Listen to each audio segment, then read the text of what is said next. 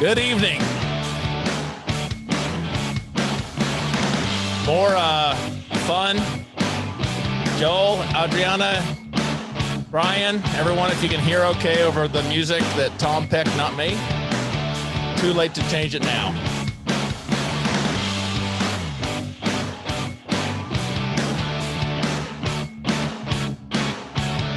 Carrie earned her money today. We put her through the ringer, working out all sorts of bugs, and just like normal, right when she was about to take a bite of dinner, the phone rang, and I said, it ain't working, and I got 30 seconds until we go live. So, Carrie, thanks so much for, once again, pulling me out of a jam. Good evening, everyone. Welcome to Sober Talk Live. Good evening. You are here because you want to get sober. You need to get sober. Perhaps you're just sober curious, whatever the reason. Just glad you're here. How do you know if you have a drug or alcohol problem? It's simple if it causes problems. I've quit, restarted, wash, spin, repeat over and over, too many times to count, but hopefully together with this group, this will be my last. So I'm Jeff Graham. I'm coming to you live from the Coal Room. And just a quick little disclaimer, Sobriety, or Sober Talk is a sobriety support group. We are not doctors. We're just everyday schleps. Trying to stay sober ourselves. And Tom Mabe came up with a great idea of starting the show to help himself, just to find, because I think working with others is such a key component to this. Talking to another alcoholic, another person that's struggling with alcohol or drugs, always seems to work so much better for me. So I agree with it. And I joined because I was trying to get sober and it kind of worked out. We're rolling with this thing. So, but we are sobriety support. If you're thinking about quitting, if you've been drinking pretty heavily, I was in that boat. We strongly suggest you seek medical advice, consult with a physician before doing it. I know that detox and going through the DTs and delirium tremors, all that kind of stuff can be deadly. I think we both stand by recommending a treatment facility if you're going to go cold turkey. It's not something to mess around. We are sobriety support once you get through that, and we want you here. So again, welcome. I don't have the answers, but we do as a group, and that's why you guys are here. A couple things. I did get some new earbuds today. I'm still trying to figure them out. They seem to want to jettison out of my ear about every minute and a half for some reason. So I've used push rods and shoved them in as far as I can. But if they go launching across the room, you'll see me chasing those. I apologize for that. But I was sick of being made fun of for the DJ Jazzy Jeff look with the headphones. So got a couple of callers in. Carrie is going to put up on the screen. We've got some good resource numbers for people that are looking to get sober and need to talk to someone tonight. Again, I'm not a doctor. We love to talk about this stuff, but if you are in need, you can either email us at tom@tommabe.com. There's a Gmail account somewhere. I think it's Sober Talk Live at Gmail. Carrie, if you can put that up, and some other resource stuff. I want those numbers to be accessible for everyone. I was tonight or this afternoon, I was cleaning out my truck, and I found a couple of things that, right now with COVID, the elections, the lovely weather, especially here in Cincinnati. If you like gray and brown, this is the place to visit. But as far as just lousy weather, start of the year, there's no football on this weekend. It's really depressing time. I think life is pretty bad unless you're in the liquor sales business. I think those numbers are going through the roof. A lot of people that are stuck at home, COVID reasons, whatever, depressed about who knows what. Politics gets you down. The weather, like I said, who knows? I think alcohol consumption is probably flourishing these days.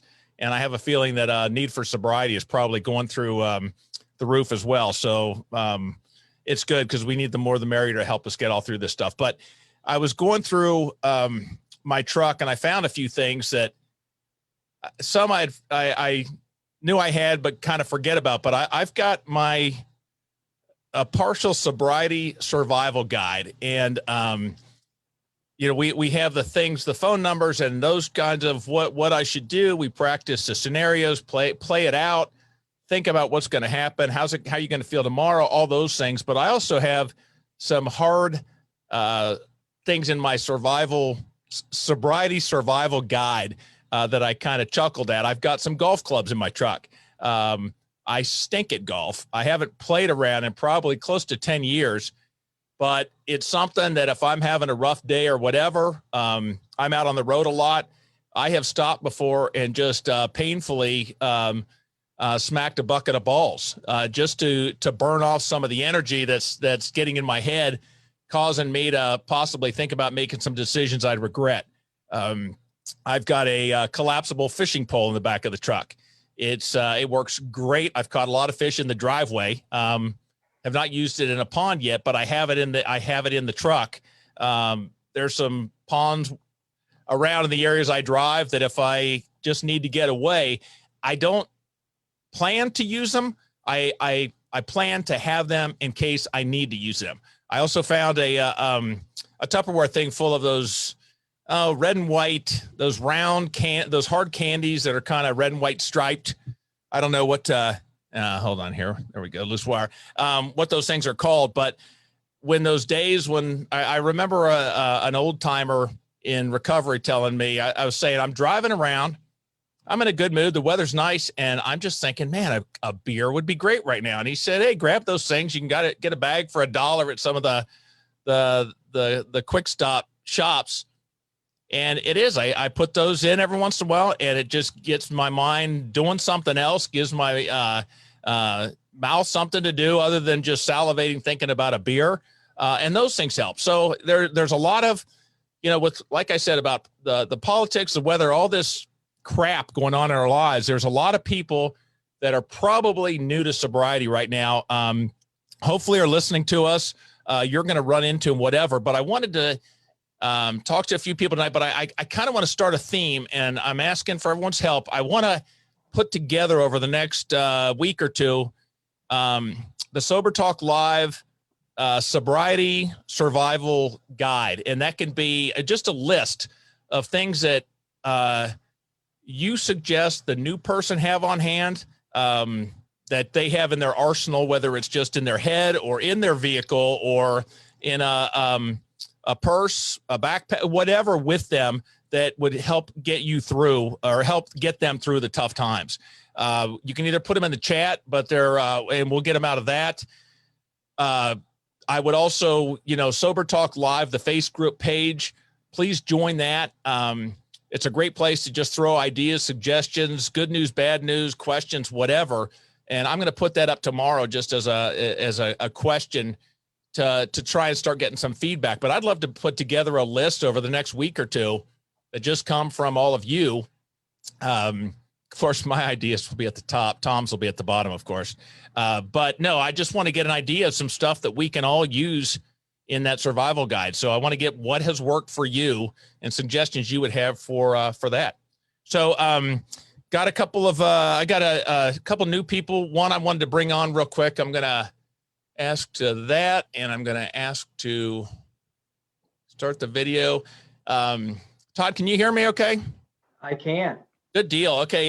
This is Todd. And where am I calling, Todd? Where are you from? Omaha. Omaha. Okay. Gotcha. I, on another Zoom group that I attend, I heard Todd talk a couple of times. I don't know his story really much about him, but he made the mistake of answering the call when I said, hey, would you be interested in kind of giving some of your advice? So thanks for coming on Sober Talk. But tell us about yourself, how long you've been sober, if you are sober, what's your background? Sure. So I have been sober for 15 months. I have what I used to call a very unremarkable journey.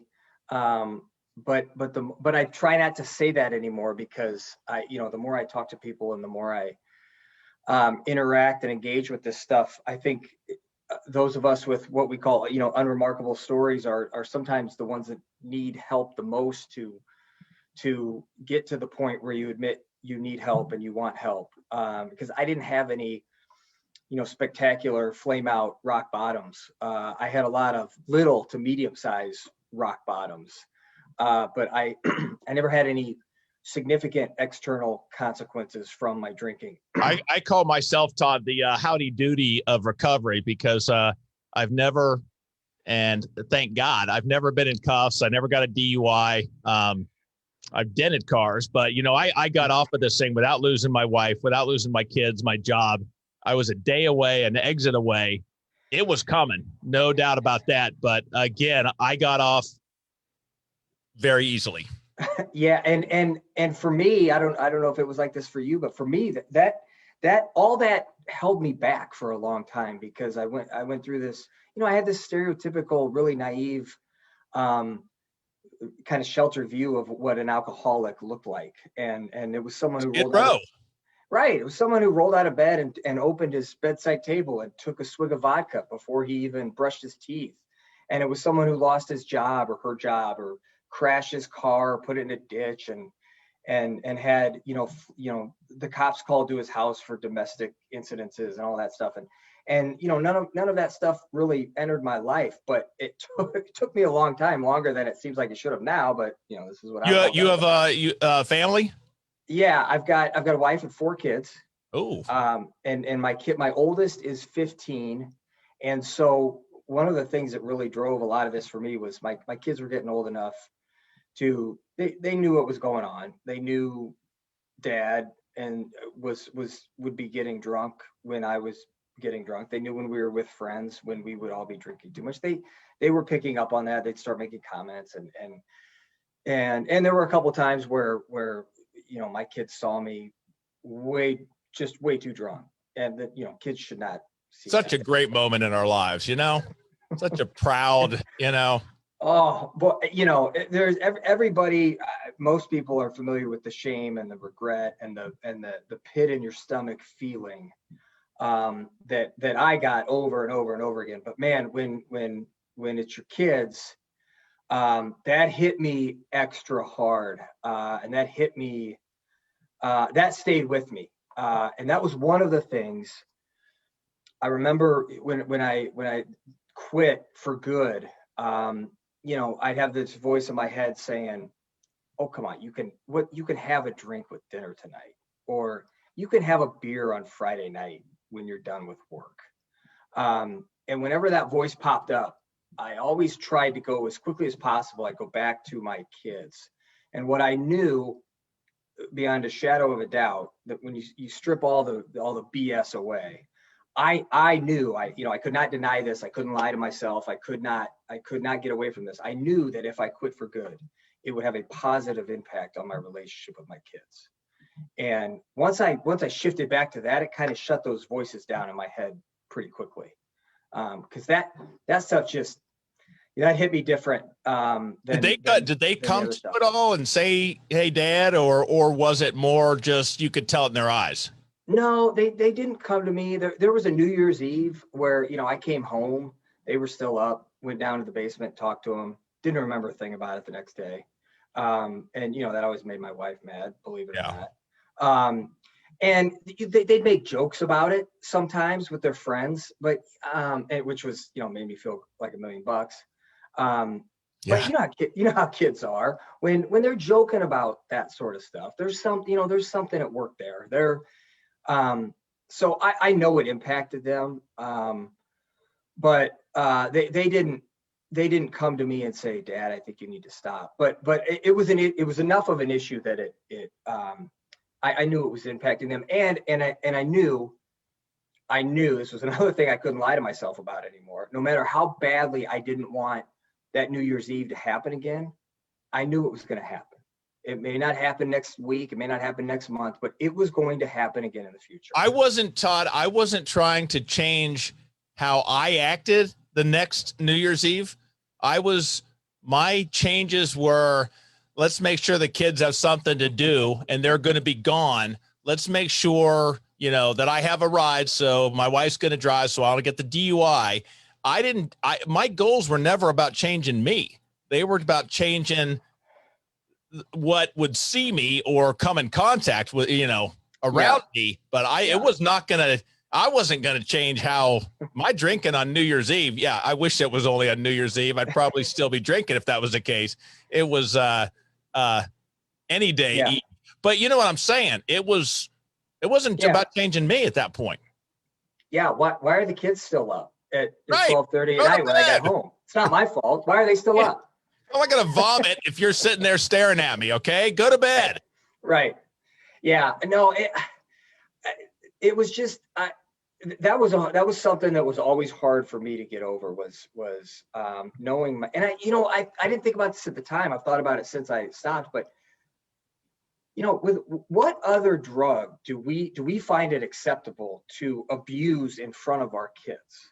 And I mean, I can't tell you how many social outings, just stuff at neighbor's house, going out after kids' sporting events. Once you have kids and they start having activities, a lot of your social life revolves around those activities. So the kids are around. And, more often than not, every adult there is getting drunk. And would I do meth in front of my kid? Would I snort coke in front of my kid? Right. Would I shoot up in front? No, I would never. And what a loser you are to do that. What a complete bum you would do that. But I'll sit here and just pound drink after drink after drink in front of my kids. And that's fine. Yeah. Without thinking twice.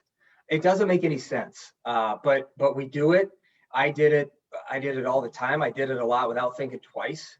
But man, when you get some space in between that and you start thinking about it, you're like, why is this okay? Why is it okay to model that in front of our kids? And I don't know about you, but I grew up, I had a very nice, fortunate, blessed childhood. 2 loving parents, siblings, all that stuff. Alcohol was just there. It was every celebration, every time we had company over, every Friday night, every Thursday night, as important as a deck of cards, the hors d'oeuvres, a clean carpet the first run was stock the booze. Yeah, it's just part of what you do. And I didn't realize it at the time, but it just gets so, and this wasn't just home. It's for everyone else. It's just society in general. It's all the external messages. It's just ingrained in you. And you know what? That's hard. And this is another, we can, revisit this one, but having people over as a non-drinker is tough, and if you can get away, some people can't be around it. And that, thank God they're keeping their sobriety first because it keeps their family, but they're losing friends because of it. And that's a tough hurdle, It is tough. And I will say, because I struggled with that a lot. I remember I went through, I distinctly remember, I think I may have mentioned this to you before, but going through my phone and looking at all these pictures of trips and memories I had with my friends, thinking stuff's never going to happen again. I'm never going to have fun with my buddies. I'm never going to go on a guy's trip again. Never going to go on a golf trip again. Like, all that's dead. And I had a lot of anxiety about that. And I felt like I was going to lose a significant part of my life that had brought me, what I interpreted as joy. But when I was drinking, and let's go back to golf. If Todd was part of our big thing, and then we found out Todd's got 6 months. He quit drinking. Well, our big outing that we always invite Todd to is, we do a beer a hole, and we have beer drinking bets, and rock, paper, scissors, who's going to go buy the next rounds, and sneaking, all of those things. Do we, and this is so wrong, but I'm going to say it. Do we want to invite Todd? Because it's going to be awkward drinking around the guy. And now me as a non-drinker, I'm the one that's sitting here going, I don't want to go. I don't want to go ruin their fun. Yeah. They don't want me along as and that's wrong. I don't know what the answer is. That's why I'm on here, but What I found is number one, a lot of my anxiety was misplaced. You're probably gonna lose some. I wouldn't say friends. I'd say acquaintances. I had some people that I discovered my main connector was alcohol, and once that was gone for me, I didn't have a whole lot of desire to hang out with those people. Now I have friends that will be friends, that have been friends for 25, 30 years and will be friends till the day I die. And nothing has changed with those people. And it's almost an opportunity to find out kind of who your real connected friends are. And I would say if I could go back and have a conversation with myself when I was 6 months into this and I was stressing about, losing friendships and all that stuff, I'd say it's not going to happen. None of the friendships that truly mean something to you are going to be negatively affected by this. That's been the case for me. I've learned that now, but at the time, right. and I've learned a lot of things. I've learned I can have fun without drinking. I've learned that you can go to a game, you can do whatever without drinking. And I've learned that at least some of them are making me feel like my good friends still like me when I'm not drinking. Maybe they're just talking behind my back and being nice, but you know what I'm saying? But at the time, and that's one thing I love about these support groups, because I want people to see, we joke a lot. We tell funny stories about, Tom loves making me tell the story about when I danced with my son's best buddy at his wedding during the bridegroom dance. Yeah, it was, he laughs. I'm still struggling on finding humor in it. My son sure as hell found no humor in it. But we laugh a little bit about those stories because we're getting better. But I also want new people to realize when they, just because we're sober, look at Tom, the guy's Tom Mabe, the guy's hysterical. I mean, he's as funny, as witty as he was, as he's ever been. And that's, I want people to realize there is this isn't all bad. I mean, I'm thrilled. It's actually fun to drive around on a Friday night, not looking for cops at every corner and being in a total panic.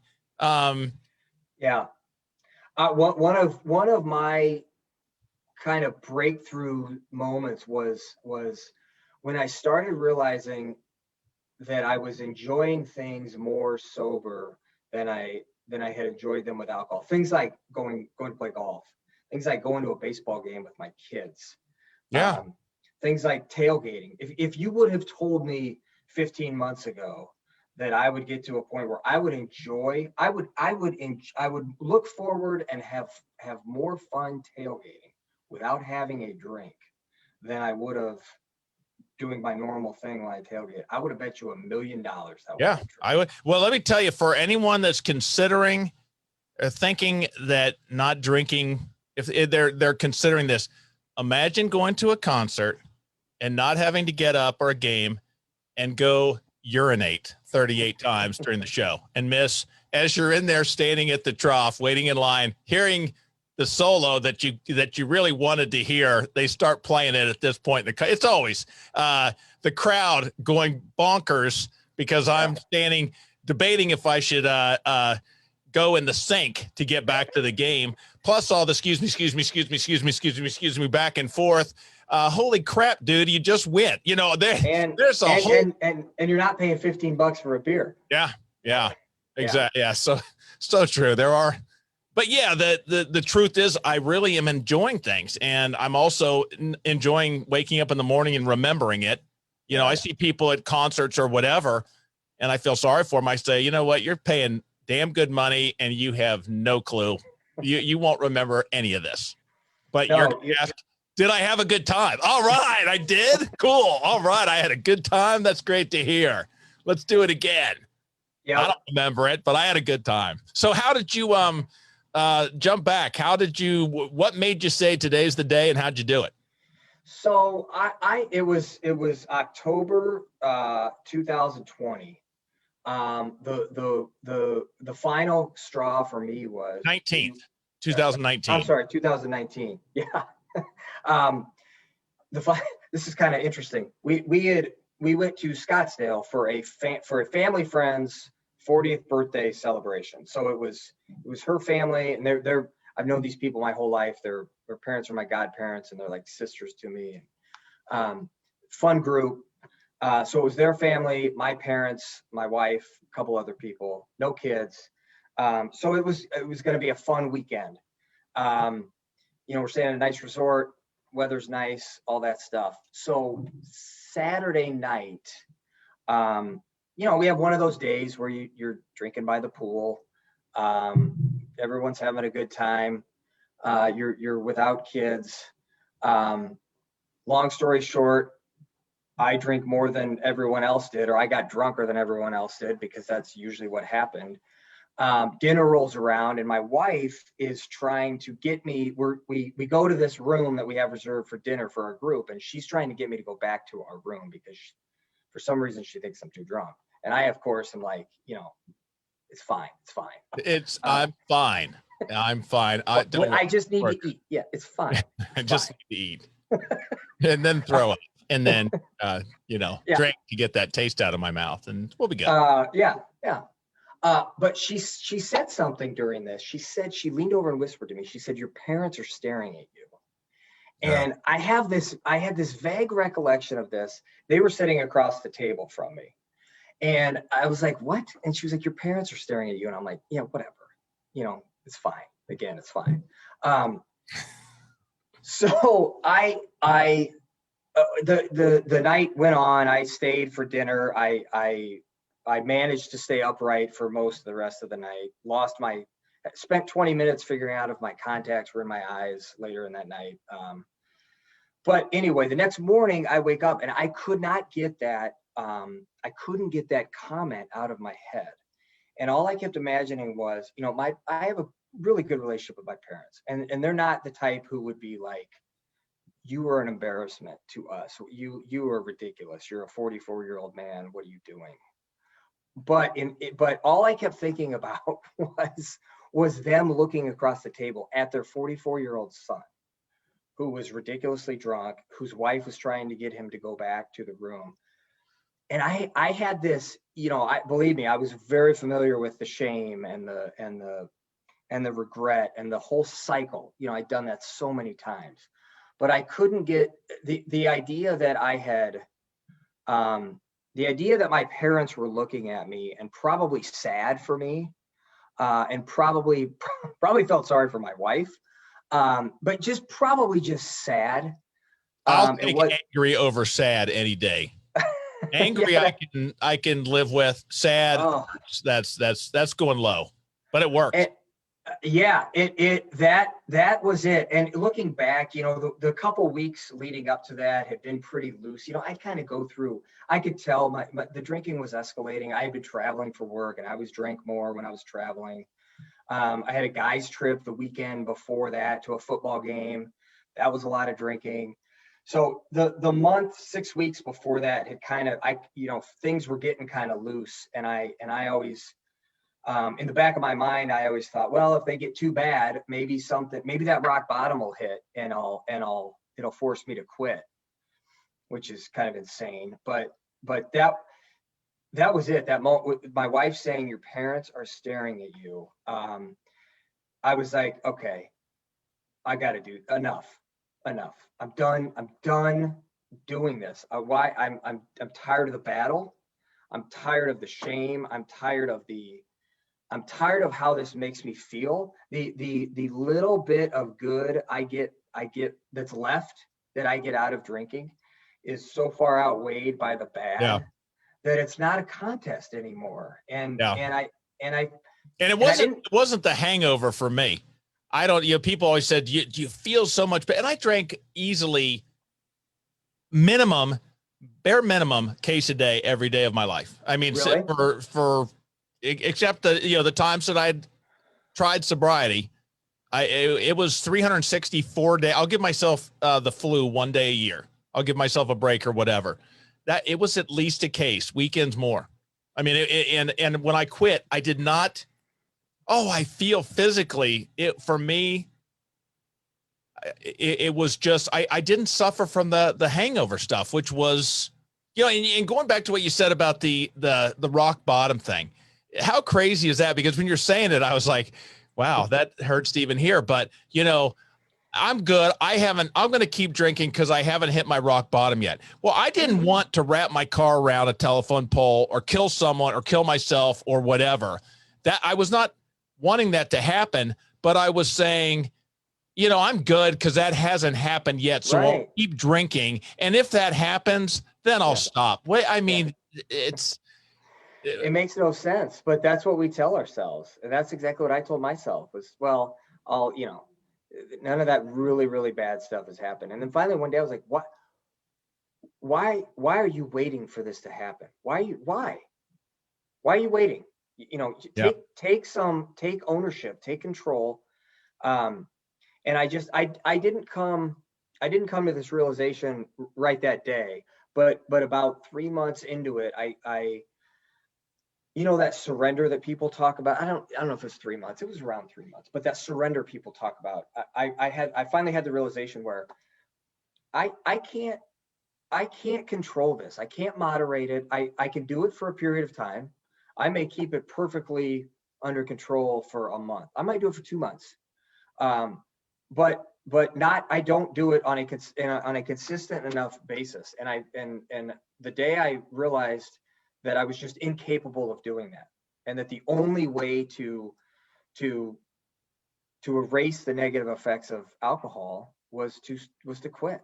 So I only have a couple of minutes because I got to get to a couple of people, but real quick, how did you do it? What did you do? A program? Did you just white knuckle it?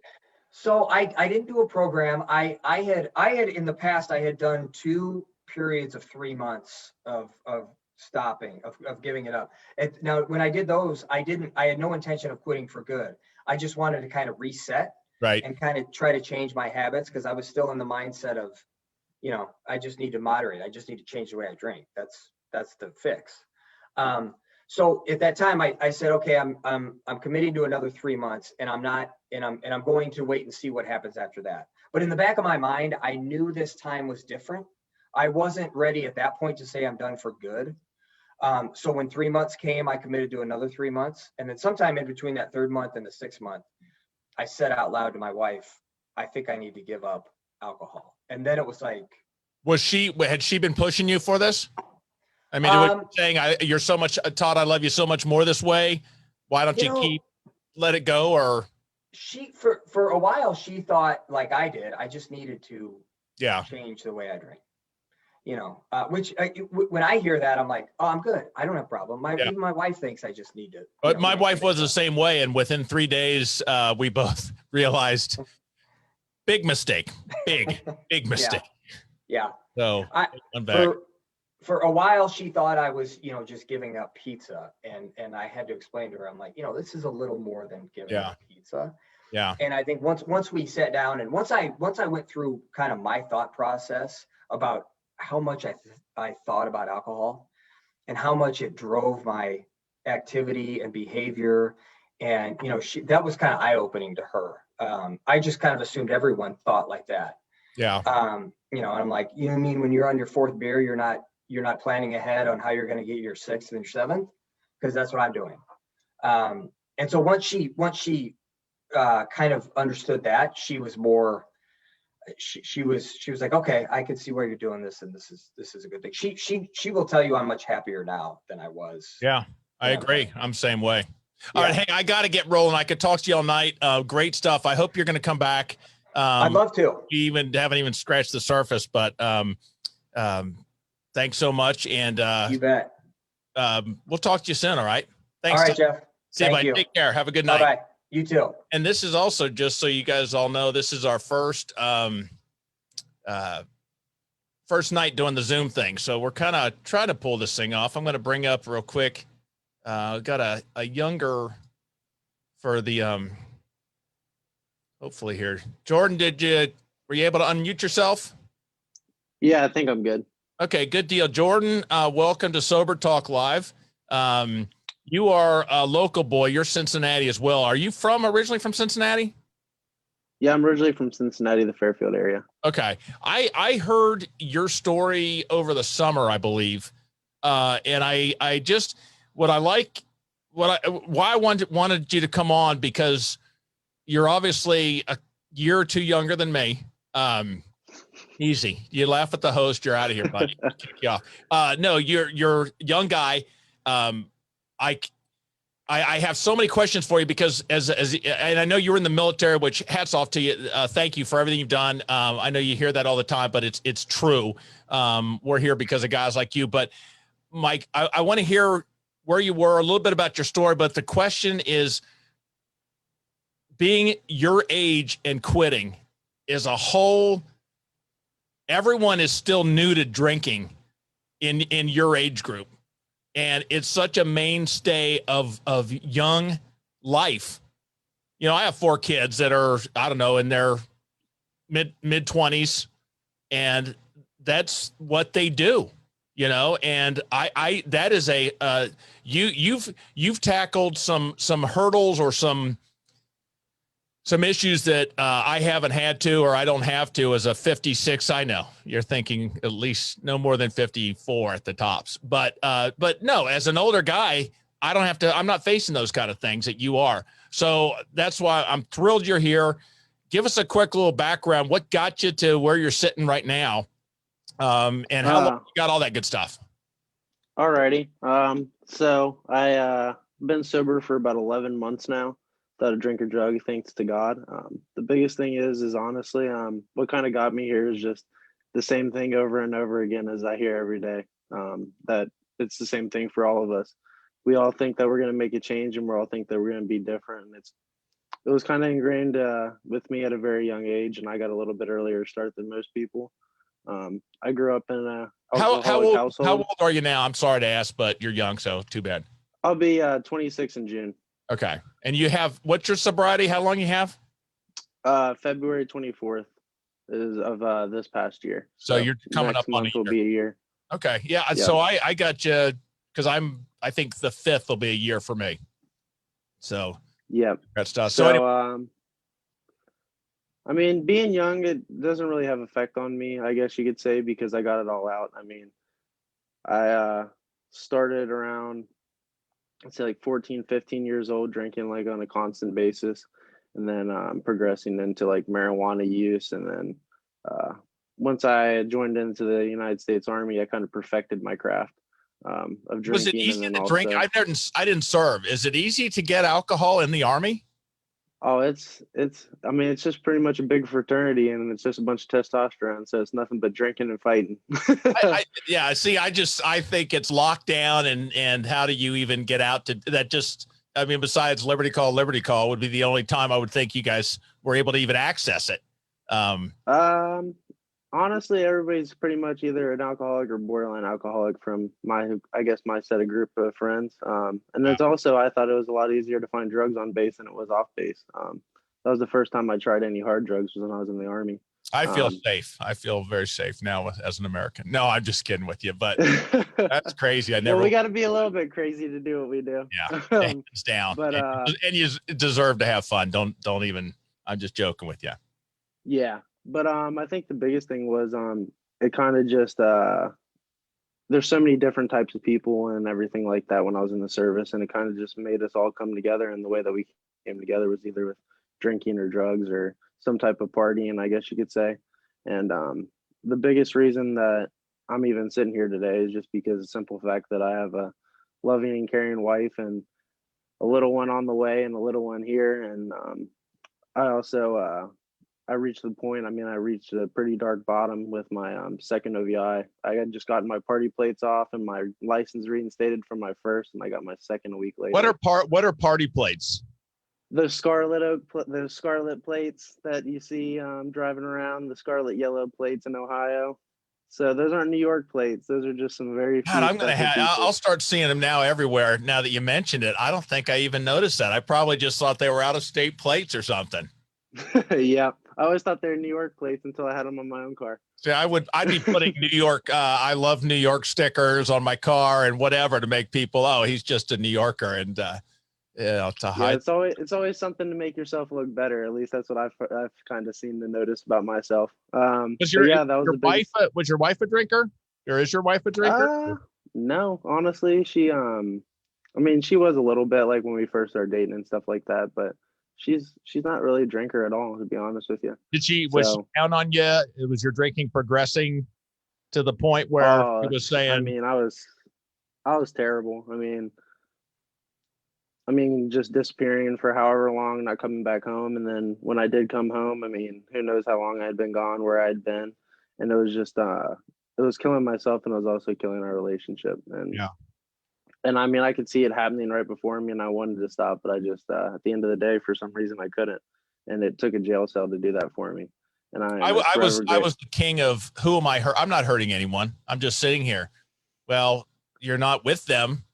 Uh, being a good husband or a good parent, you're sitting in your garage watching. I'll stick with the military. Gomer Pyle reruns, pounding 12 pack after 12 pack. That's not hurting anyone, So, but that was my mindset.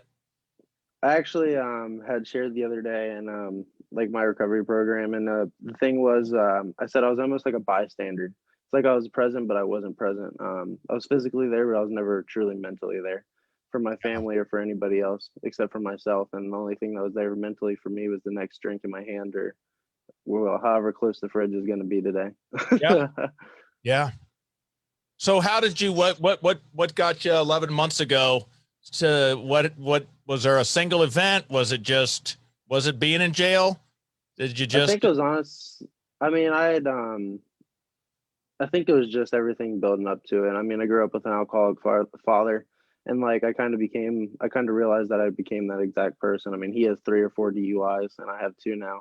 And jail definitely was a big thing. I mean, I have a son, and I wasn't even able to see him for however long I was gone, and like it was just a sad thing to realize that I was putting my wants or my needs above somebody that I should give everything to. did you do a mandated rehab, or did you go through a rehab program? It wasn't mandated until I actually went through the whole entire court thing, but I had already gone through Beckett Springs in Westchester. So That's I did a outpatient program. I was a mighty willow. I was one of the willows. We were the cool group of the of Yeah, I the, also did before Brightview and then also the Army Substance Abuse Program. So this is like my 4th treatment facility. Did you so what made this one work? Was it just your mindset of I'm done? Was it a complete I give up? It's not the fight's over? Because I went to Beckett also, and I don't know if you know this about me, but I went 3 months, and then I had a year ago Super Bowl. I had a free weekend, no accountability, and I was like, I deserve one last hurrah.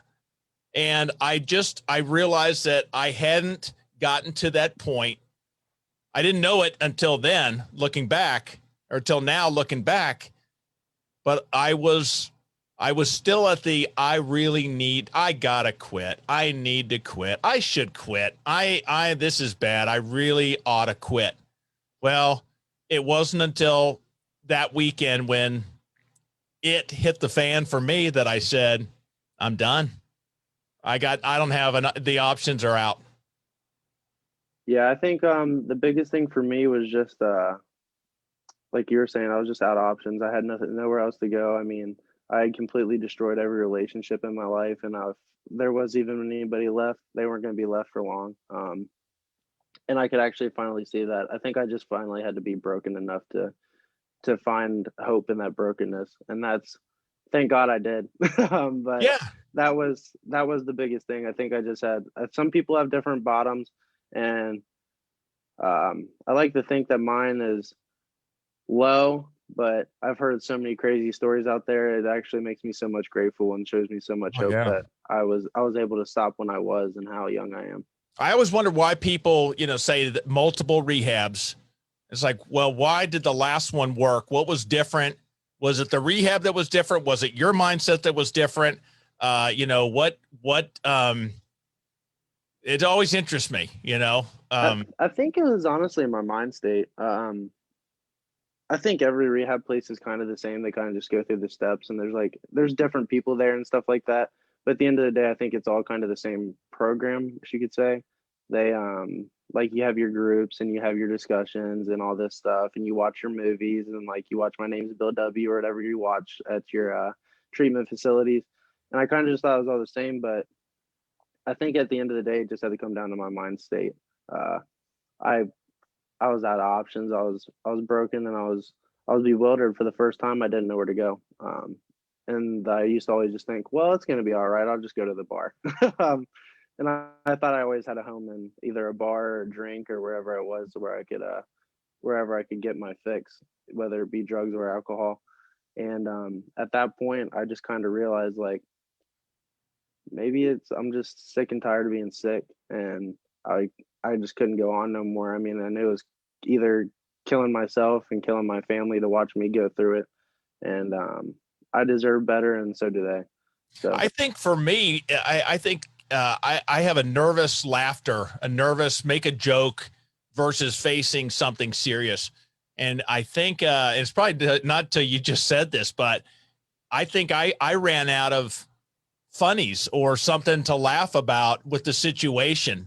There was no, I had no more, that you make the joke to ease the pain, I guess, or, I did it again. I'm just, I don't even know, but the little, I missed the food. I'm going back. The jokes were gone, the humor. And that's probably where, looking back, now that you say that, I think that's where it was. yeah, I was kind of the same way. Like I was always the crazy person. I always want to be the center of attention. And I think how you said you ran out of funnies. I think I just ran out of stories. um, Yeah. I kind of had done it all, and it was kind of sad. I was like, well, what else is there to really do? I mean, I'm not going to be able to tell this story tomorrow at the work. I'm not going to be able to tell these people about this. And I think finally I was just tired of running and tired of just being tired. I tell you, there's so many people that it's so great you're doing this, and I thank you so much for coming on, because there's so many people that, um, like I said, with your age, that are, I'm going to lose all my friends. My boyfriend is going to dump me if I tell him I don't want to go, I can't go drinking with him anymore. So I'm going to keep drinking for him. My girlfriend, she only thinks because I'm the life of the party, that's why she likes me, and we're not going to get it. We're not going to get invited into nice parties anymore if I'm not drinking, and then she's going to dump me. I can just hear all those excuses, or those scenarios that people your age are faced.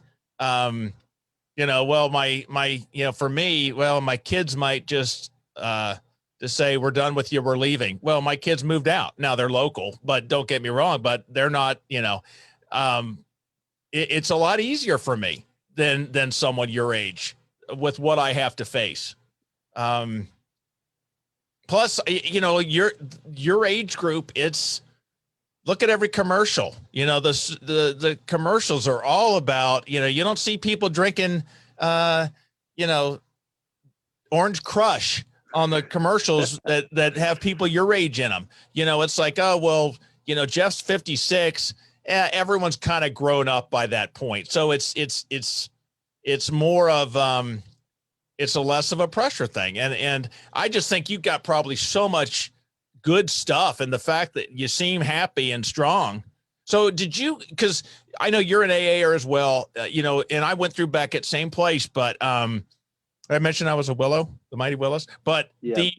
I don't think, and I'm sure they talk 12 steps, but I don't remember hearing AA mentioned until at night, because you couldn't watch TV if there was anything going on. And then even then it was a group, it was just, so we went to a couple AA meetings just out of boredom. It was either that or you sat and, talked to more. So I was done at that point. I wanted to watch TV and nothing, you can't do it.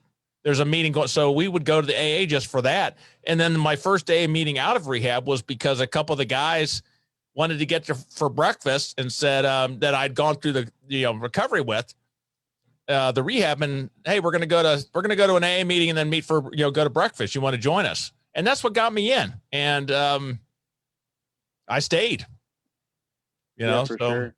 And like kind of going on what you said, like about the younger crowd, that's kind of how it was in the military. Like if you weren't drinking, then you weren't part of like certain friend groups and stuff like that.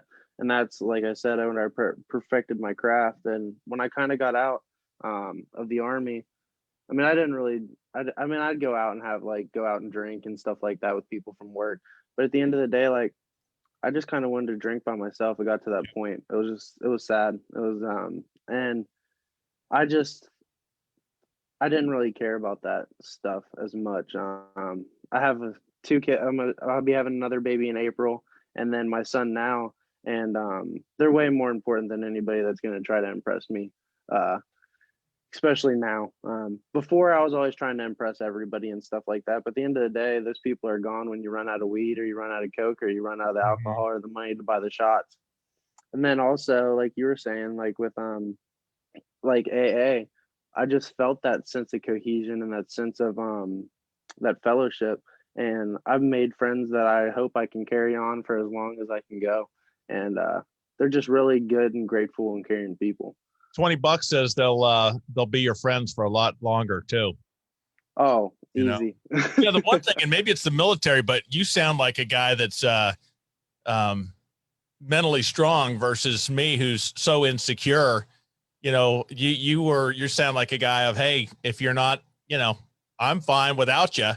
And I was Mr. Insecure. I want everyone to love me, so I had to try to be the life of the party, and you know, I didn't want to lose that.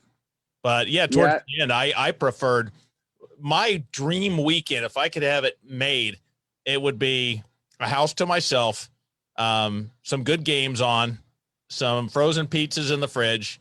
My dog is invited, an unending and no phone ringing and no doorbell ringing. Myself, and that's pretty bad. That was a dream weekend for me. Yeah, 100%. And I used to always kind of be like how you were saying, like I always wanted to be accepted, and I crave that acceptance, and I think that's kind of what my downfall was as well. But now, I mean, the only acceptance I really seek is the acceptance of my family and my son. Like, I'm a lot happier to get a hug from my son than I am from some random person at a bar in the middle of the night. And I'm way more comfortable sleeping in the bed with my wife than I am laying on a park bench or passed out somewhere because I don't even remember where I'm at. Yeah.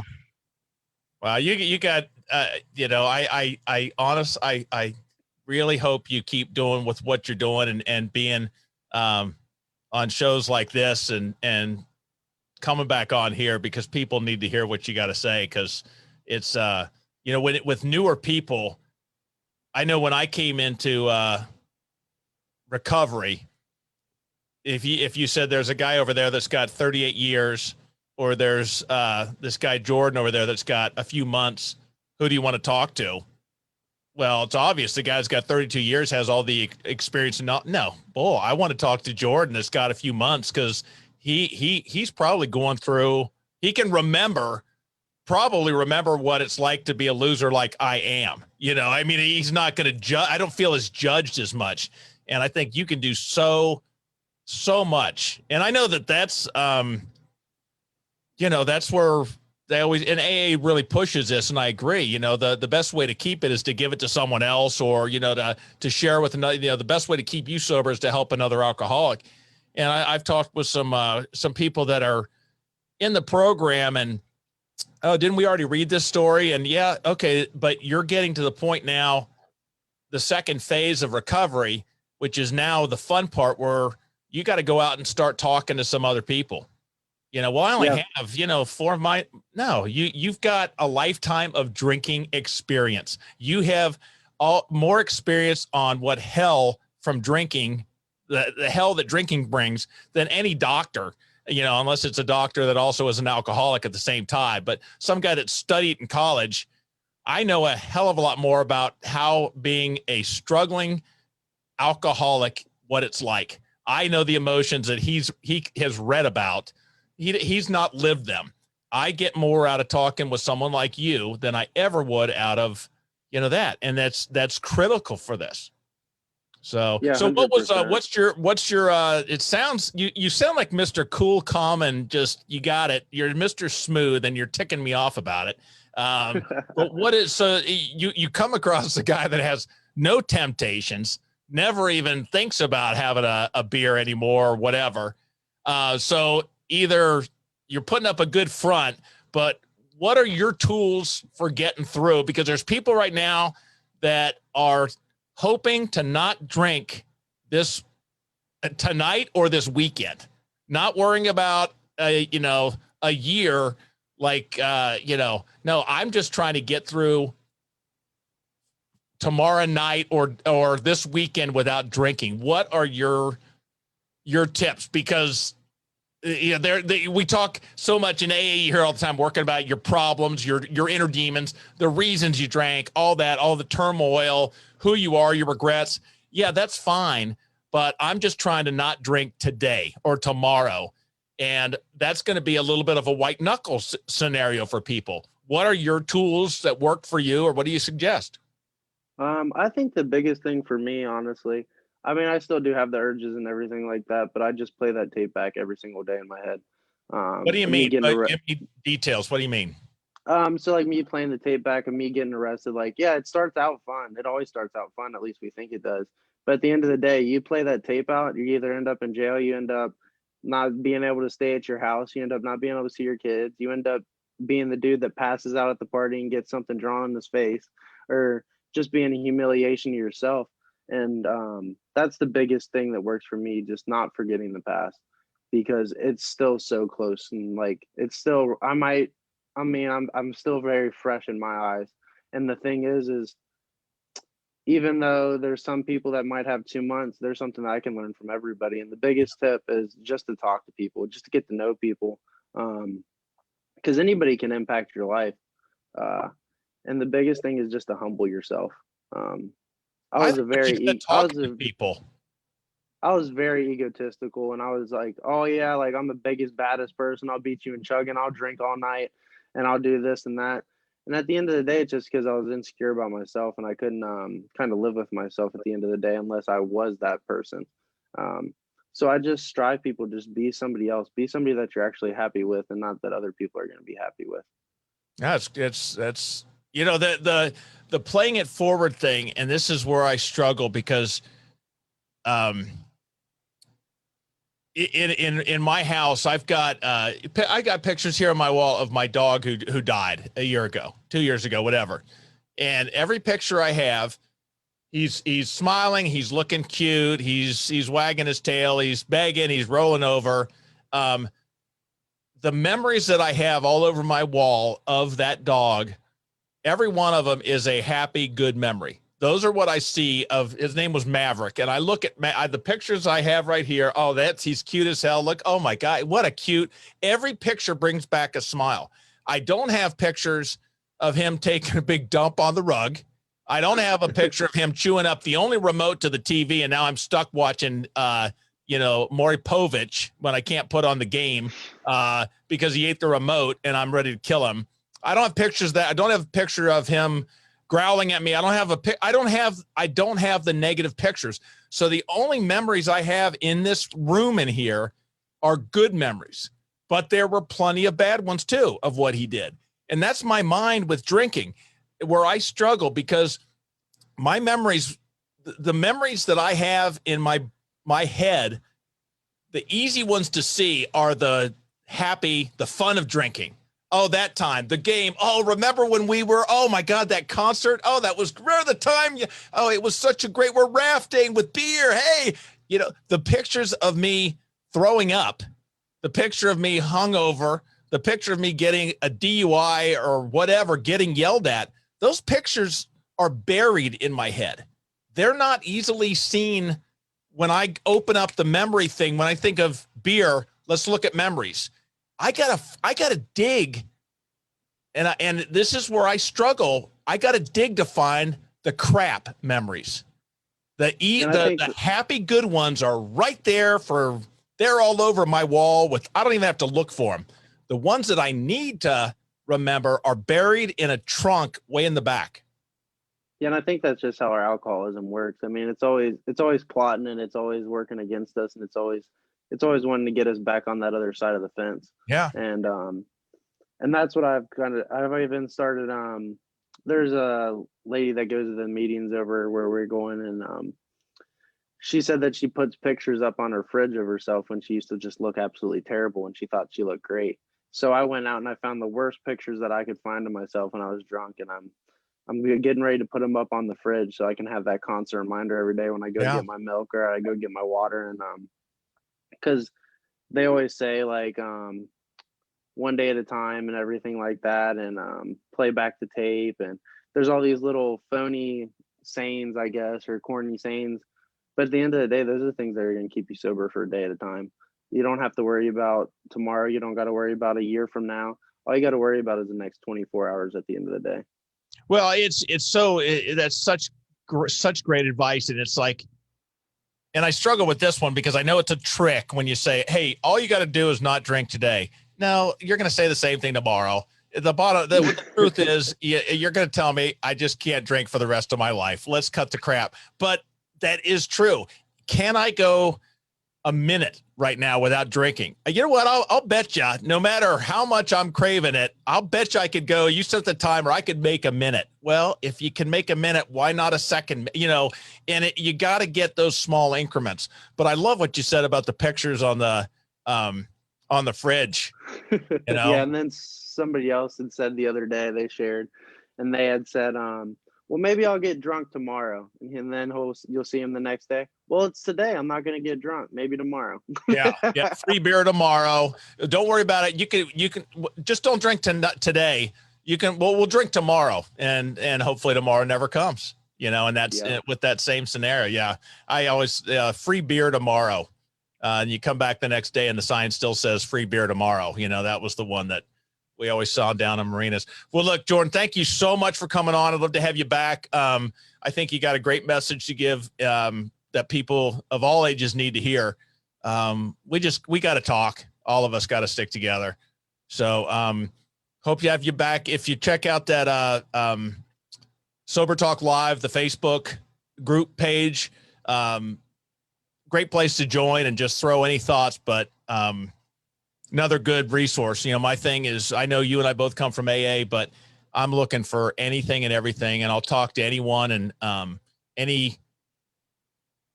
I'd rather rely on a whole bag of tools than just one.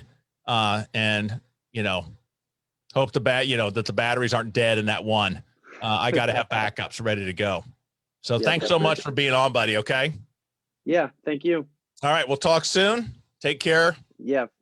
And I think I don't even know how to turn you off here. So just smile and we'll just leave it go. So just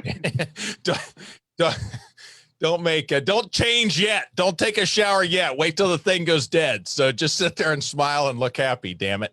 All right. Well, look, we're 9:00 and 9:03. Thanks for everyone. I'm sorry we didn't get to the sober cell. There's a lot I do want to, and I'm late and Tom's going to yell at me, but we do got to mention our sponsor, Kentucky's Best Hemp. They're a huge supporter of us. So please support them next time you're looking to buy hemp. When ordering, if you do use the promo code TOM30 upon checkout, you'll save 30% on your next order. It's KYSBestHemp.com, KYSBestHemp.com. I just started using some of the oils. I got a rub that I'm using on my knee as well as some of the drops. So keep you posted on how that is. So thanks everyone. And glad the Zoom worked and we'll keep going with it. So have a great evening. We'll see you guys.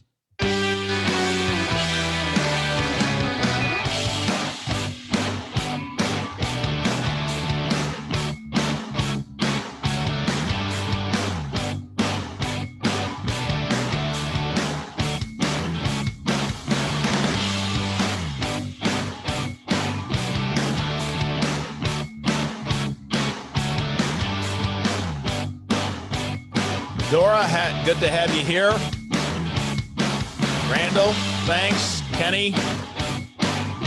Hopefully tomorrow night I'll be down in Louisville unless we get significant snow. I think we're good, but I think tomorrow night is Monology night. So we're all going to have Caddy on, hopefully. And Caddy, you had no idea you became such a legend, did you, brother? One little comment, but God, you were good guest, that's for sure. All right, everyone. Take care, and we'll see you tomorrow night down in Louisville.